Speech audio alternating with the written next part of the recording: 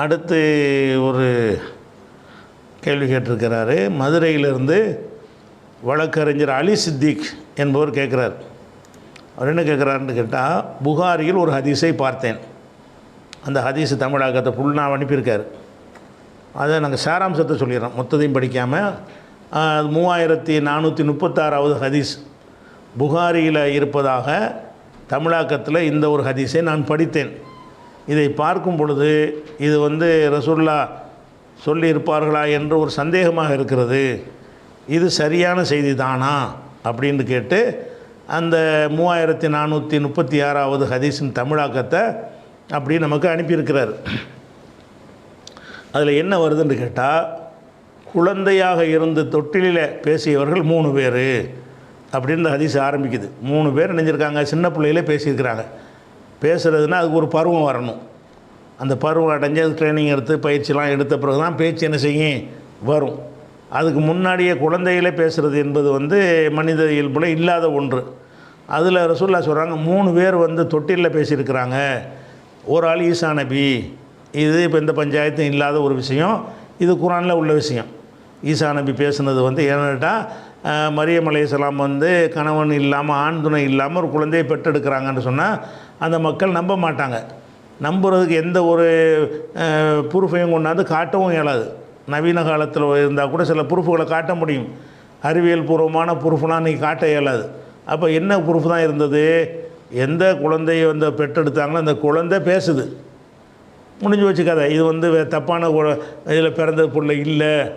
காலை இன்னி அப்துல்லா, நான் அல்லாஹ்வுடைய அடிமை, ஆத்தானியல் கிதாப் எனக்கு அல்லாஹ் வேதத்தை தந்திருக்கிறான்னு சொல்லி ஈசா நபி குழந்தை பருவத்தில் பேசினார்கள் குர்ஆனில் இருக்குது. இந்த ஹதீஸில் இது இருக்குது. 3 பேர் தான் சிறுவராக பேசியிருக்கிறாங்க. அதில் ஒரு ஆள் யாருன்னு கேட்டால் ஈசா நபின்ட்டாங்க. அதில் எந்த விவகாரமும் இல்லை. இந்த ஒரு செக்ஷன் ஓகே. 2வது யாருன்னு கேட்டால், இஸ்ராயில் மக்களில் ஜுரைஜ்ங்கிற ஒரு பேரில் ஒருத்தர் இருந்தார். இந்த ஜுரைஜ் என்ன செய்கிறாருன்னா, அவர் ஒரு நல்ல ஒரு மார்க்க ஞானியாக அந்த மதத்தில் ஒரு மார்க்க அறிஞராக இருந்தார். அந்த மதம் அல்லாஹ்வுடைய மதம் தானே. இப்போ தானே இஸ்ரவேலர் மதம் கட்டுட்டாங்க. அந்தந்த நபிமார்கள் இருந்த காலத்தில் யஹூதி நசாரா மதம் அவங்களாம் அவங்க தான் சரியான முஸ்லீம் அன்றைக்கி உள்ள காலத்தில். அப்போ அந்த இஸ்ராயல் மக்களில் ஒரு மனிதர் ஜுரைஜ் இருந்தாரா, அவர் என்ன செய்கிறாருன்னு கேட்டால் தொழுதுகிட்டு இருக்கிறார். அவங்க முறைப்படி அவங்க இஸ்ராயல் மக்களுக்கு என்ன தொழுகை எல்லாம் கொடுத்தானோ அந்த தொழுகை பிரகாரம் அவர் தொழுது கொண்டு இருக்கிறார். தொழுதுகிட்டு இருக்கும் பொழுது அவங்க அம்மா என்ன செய்கிறாங்க, ஒரு வேலைக்காக வேண்டி ஜுரைஜின்னு கூப்பிட்றாங்க. இவர் தொழுகையில் இருக்கிறாரு, அவங்க அம்மா ஜுரைஜேன்னு கூப்பிட்றாங்க. இவர் குழம்புறார். இப்போ அல்லாவை தொழுவது அம்மா கூப்பிட்றாங்க போகிறதா கன்ஃபியூஸ் ஆகுறார். ஏன்னா அல்லாவை வணங்கணும், தாயை மதிக்கணும். தாய் கூப்பிட்றாங்க ஒரு வேலைக்கு அப்படின்னு குழம்பிக்கிட்டு அவர் தொழுகையை நீடிச்சிட்டார். அம்மாவுடைய அழைப்பு என்னமான்னு சொல்லி கேட்கல. அம்மா கூப்பிட்றாங்க, தொழுகையில் இருக்கும்போது பேசக்கூடாது, அவங்களுக்கு அந்த சட்டம் இருந்திருக்கு, அதனால தான் அப்படி சொல்கிறார். இல்லாட்டி தான் ஆமான்னு சொல்லிட்டு போயிருப்பார். அவர் பேசுவதா அல்லது என்ன செய்வதுன்னு யோசிச்சுக்கிட்டே அவர் தொழுகையை தொடர்றாரு. அப்போ இந்த அம்மா கூப்பிட்டோன்னு வரலன்றவுடனே அந்த அம்மா என்ன செய்கிறாங்க, துவா செய்கிறாங்க. ஒரு துவா, அல்லாஹும்ம இறைவா. அவங்க அல்லாவையெல்லாம் ஒழுங்காக நம்பினம்மான்னு வர தெரியுது. அந்த அம்மா துவா செய்கிறாங்க, லா துமித்துஹு, இவரை மூத்தாக்கி விடாதே, என் மகனை மூத்தாக்கி விடாதே, ஹத்தா துரியஹு உஜூஹல் முமிசாத், விபச்சாரிகள் முகத்தில் இவன் முடிக்காத வரைக்கும் இவனை மூத்தாக்கிறாத, விபச்சார கேஸில் இவன் மாட்டணும் என் மகன் அப்படின்னு தாய் கோவம் அவங்க துவா செஞ்சிட்டாங்களாம். துவா செஞ்ச உடனே அந்த ஜுரைஜ் அவருடைய அந்த கூடாரம் இருக்கும்ல மடம், அவருடைய மடத்தில் இருக்கிறார். இருந்தவுடனே ஒரு பெண்மணி என்ன செய்கிறாள், அந்த மடத்துக்கு போகக்கூடிய ஒரு பெண்மணி இவரை தப்பான ஒரு நடத்தைக்கு அழைக்கிறார். இவர் மறுத்துடுறார். மறுத்த கோபத்தில் அந்த பெண் என்ன செய்கிறான்னு கேட்டால், ஒரு ஆடு மேய்க்கிறவன்ட்ட போய் அவள் உடல் உறவு கொண்டு ஒரு குழந்தையை பெற்றெடுத்துட்டு 10 மாதம் கழித்து இந்த குழந்தை இவர் தான் தகப்பேன்னு சொல்கிறான். ஏன்னா இந்த ஜுரைஜ் அவருக்கு இனங்கலையான், இனங்கலைகிறதுக்காக வேண்டி அவரை நம்ம பழி போடணுங்கிறதுக்காக வேண்டி வேறு ஒரு ஆளுக்கு ஒரு குழந்தையை பெற்றெடுத்துட்டு இது ஜுரைஜுக்கு தான் பிறந்ததுன்னு அவர் அந்த அம்மா கூட்டத்தெல்லாம் கூட்டிடுறான். கூட்டம்லாம் திரண்டு இவரை அடித்து இவருடைய மடத்தையெல்லாம் ஒட்டிச்சு நொறுக்கி தூள் தூளாக்கி விட்டாங்க. அதுக்கப்புறம் என்ன செஞ்சாருன்னு கேட்டால், அவர் ஒழு செஞ்சுட்டு மறுபடியும் தொழுது விட்டு அந்த குழந்தைகிட்ட வர்றார். எந்த குழந்தை தப்பாக பிறந்திருக்கு அந்த குழந்தைகிட்ட வந்து உன்னுடைய தகப்பன் யாருன்னு கேட்குறாரு. மண் அபூகையா குலாம், பையனே உன்னுடைய தகப்பன் யாருன்னு கேட்டவுடனே அந்த குழந்தை சொல்லுது, இந்த ஆடு மேய்க்கிறவன் தான், நீ இல்லை அப்படின்னு குழந்தை சொல்லுது. ஊரே திரண்டு பார்த்துக்கிட்டு இருக்கிறாங்க. அப்போ சொன்ன நன்மையாயிரும்ல, இவர் மேலே உள்ள பழி நீங்கிரும். ஒரு குழந்தை பேசின அற்புத நிகழ்ந்தால் தான் அது ஆதாரமாக ஏற்றுக்குருவாங்கல்ல. ஒரு அதிசயமான நிகழ்ச்சி நடந்த உடனே அப்போ நம்ம தப்பு செஞ்சிட்டோமே என்று சொல்லி, உங்களுக்கு தங்கத்தாலேயே மடத்தை கட்டித்தரோன்னு சொல்லுவாங்களாம். அதெல்லாம் வேணாம், சாதாரண மடத்தை கட்டி கொடுன்னு சொல்லிட்டு இருந்துட்டார். இப்படின்றது ஒரு அடுத்த ஒரு குழந்தைகளை பேசின லிஸ்ட்டில் ஒன்று ஈசா நபி, அதில் பஞ்சாயத்து இல்லை. ரெண்டாவது இந்த ஜுரைஜுடைய வழக்கில் சம்மந்தப்பட்ட ஒரு பையன்.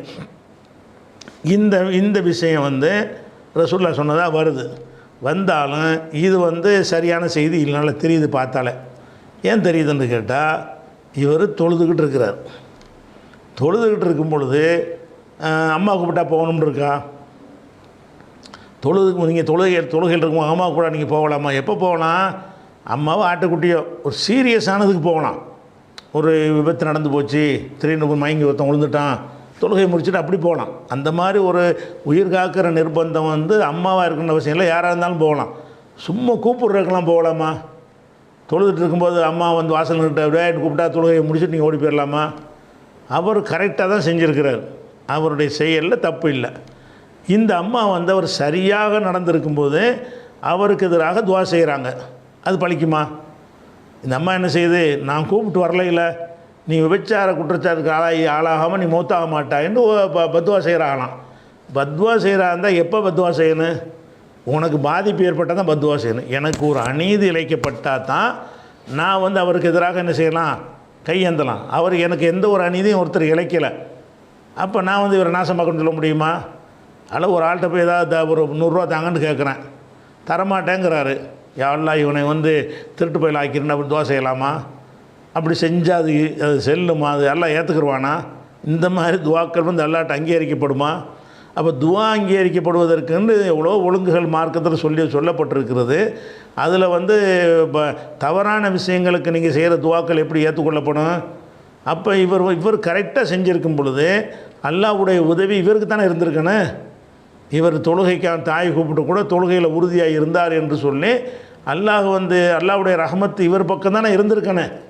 இப்போ இந்த அம்மா வந்து இவரும் முஸ்லீமான பொம்பளையாக தான், அந்த காலத்து முஸ்லீமான பெண்ணாக தான் இருந்திருக்கிறாங்க. இருந்துக்கிட்டு அல்லாட்டே துவா செய்கிறாங்க, பெத்த மகனை வந்து விபச்சார கசில் மாட்ட வையின்னு சொல்லி எந்த தாயாக சொல்லுவாங்களா? முதல்ல பொதுவான ஒரு மனித இயல்புல வந்து ஒரு தாய் சொல்ல ஒருத்தன் கேட்கலங்கிறதுக்கு இந்த பிரார்த்தனை எந்த தாயாக செய்வாங்களா? ஒரு காஃபிரான தாய் செய்வாங்களா?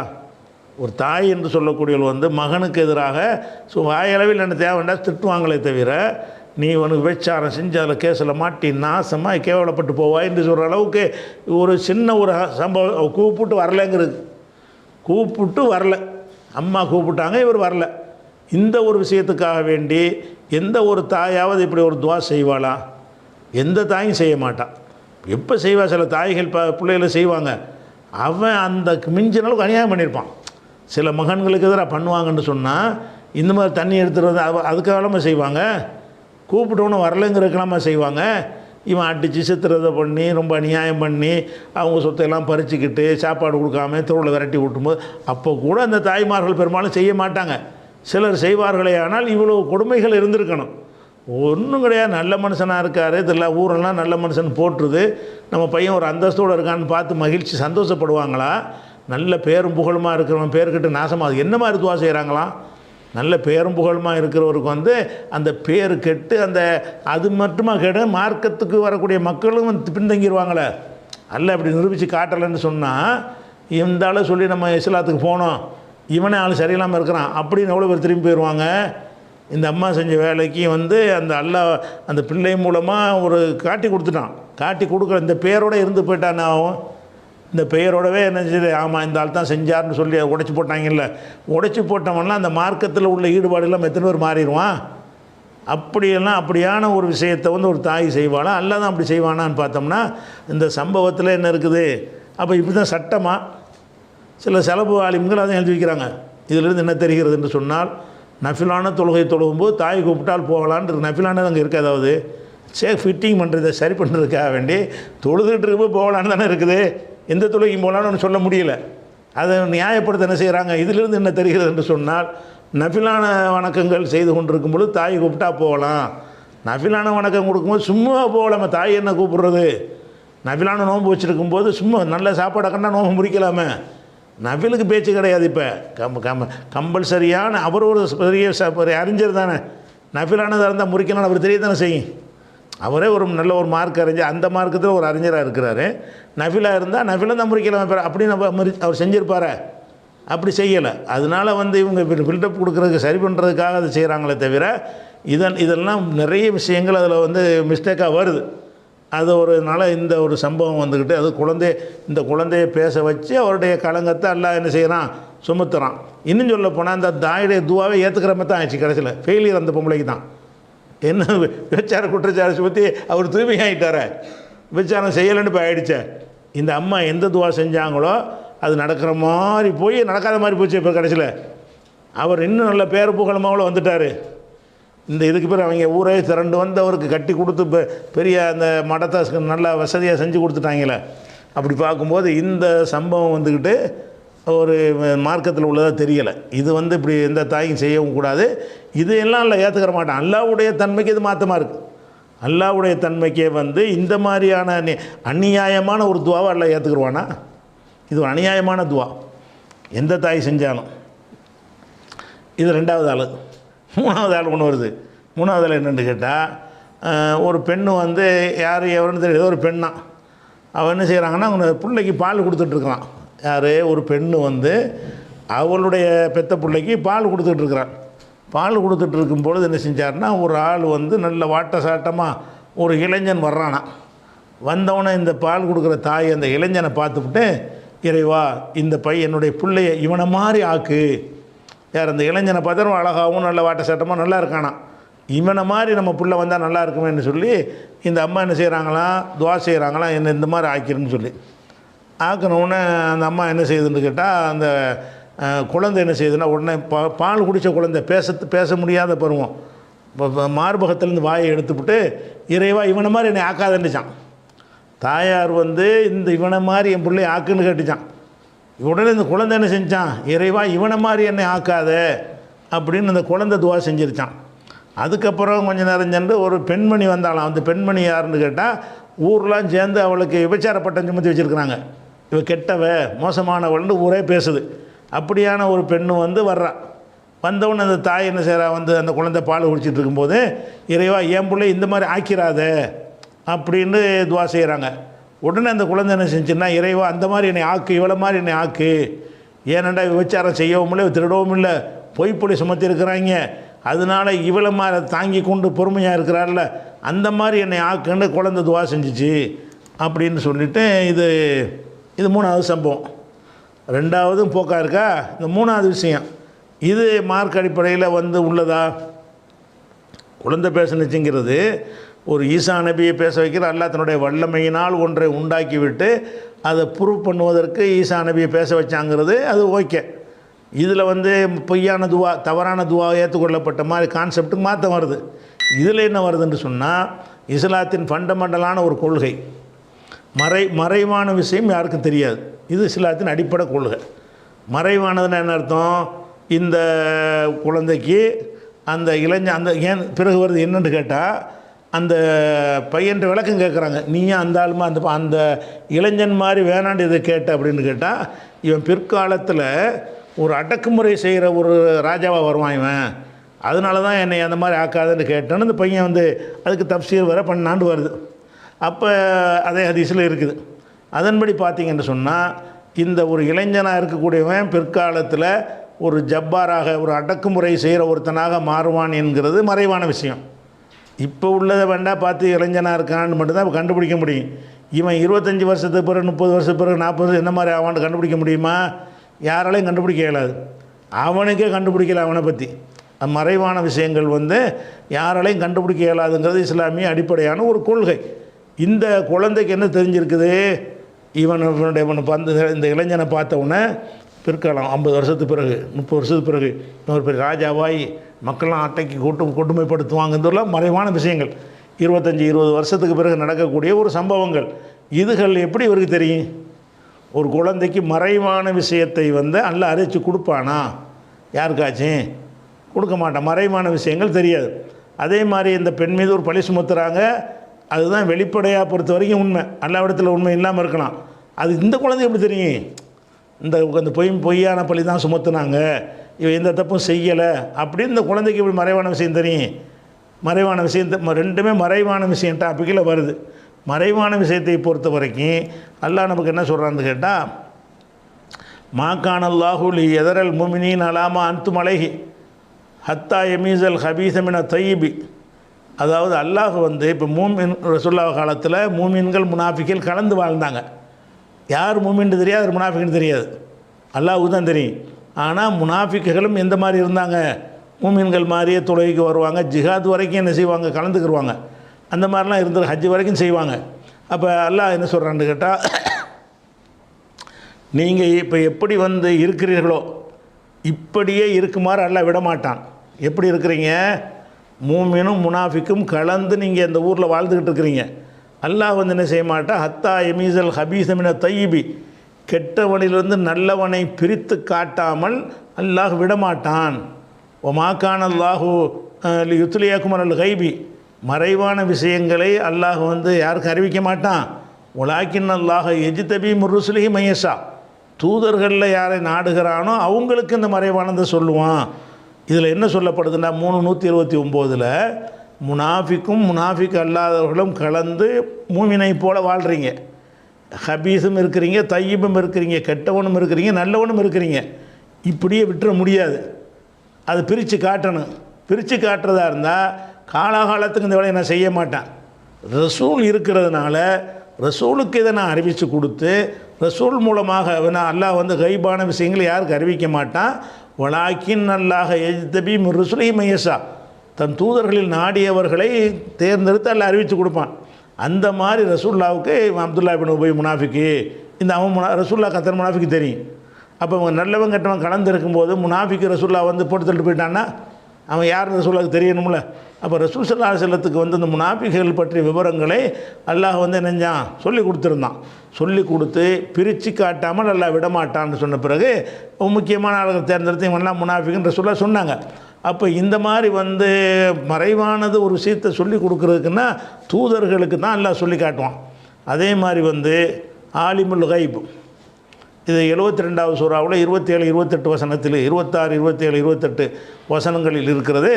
ஆலிமுல் கைபி, இவன் மறைவான விஷயத்தை அல்லாஹ் அறியக்கூடியவன்.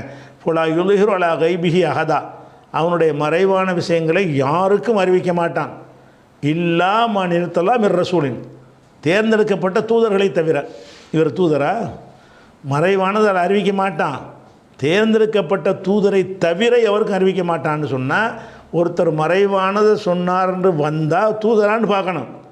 தூதர் இல்லைன்னா பொய். ஏன்னா அல்லாஹ் மறைவான செய்தியை தூதருக்கு மட்டும்தான் சொல்லுவான். அது என்ன கேட்டால், தூதருக்கு கொண்டு எதுக்கு சொல்கிறான்னு கேட்டால், அவருக்காக அதை சொல்வது இல்லை, அவர் மக்களுக்கு எடுத்து சொல்லணும். தூதருக்கு மறைவானதை அறிவித்து விட்டு இதை ஒழுங்காக சொல்கிறியான்னு உனக்கு கண்காணிக்க ஆள் போட்டிருக்காங்கிறான்ல. இப்போ எப்படி ஃபைன்னஹு யஸ்லுக்கு மின்பைன் எதைஹி மின் ஹல்ஃபி ரசதா, முன்னும் பின்னும் கண்காணிப்பாளர்களையும் அல்லாஹ் ஏற்படுத்துகிறான். எதற்காக வேண்டி ஏலம் அன்கது அவ்வளவு ரிசாலா திரப்பியும், இறைவனுடைய தூது செய்திகளை ஒழுங்காக சொல்கிறாங்களா என்று பார்ப்பதற்கு கண்காணிப்பாளரையும் போட்டிருக்காங்கிறான். அப்போ தூதர்களுக்கு அல்லாஹ் மறைவானதை சொல்வது கூட தூதர் அவருக்கு வைத்துக்கொள்வதற்காக சொன்னதில்லை. அவர் அந்த மறைவானதை மக்களுக்கு சொன்னாரா? சொர்க்கம் நரகம் அதெல்லாம் மறைவானது தானே, அதை பற்றி தூதருக்கு சொல்கிறான். தூதர் மட்டும் வச்சுக்கிறதுக்காக சொன்னால் இல்லை, நமக்காக தான் சொன்னான். அப்போ அந்த தூதர் மறைக்காமல் அதையெல்லாம் மக்களுக்கு சொன்னாரா என்பது கண்காணிப்பதற்காக வேண்டி கண்காணிக்கும் மாணவர்களை நியமித்திருக்கிறேன் எல்லாம் சொல்லி காட்டான். அப்போ இந்த 72, 26 வசனம் சொல்கிறது, 27 வசனம் சொல்கிறது, மறைவான விஷயங்களை தேர்ந்தெடுக்கப்பட்ட ரசூலை தவிர யாருக்கும் அறிவிக்க மாட்டான்னு சொன்னால், இந்த குழந்தைக்கு எப்படி இவ்வளவு தெரிஞ்சது? அது யார் ரசூல்? அது ஈசா நபிக்கு தெரிஞ்சுன்னு சொன்னிச்சுன்னா ரசூல்.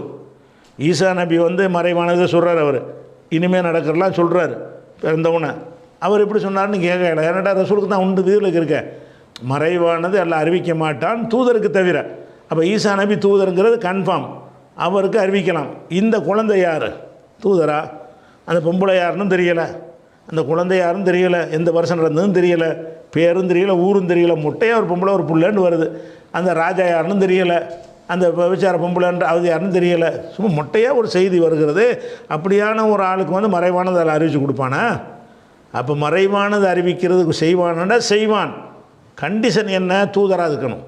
இல்லா மனிதலாம் ரசூலின் தூதர்களில் பொருந்தி கொண்டவரை தவிர வேறு யாருக்கும் புலாயுல் திஹ்ராலாக ஐபிஹி அகதா மறைவானதை அல்லாஹ் வந்து அறிவித்து கொடுக்கவே மாட்டான்.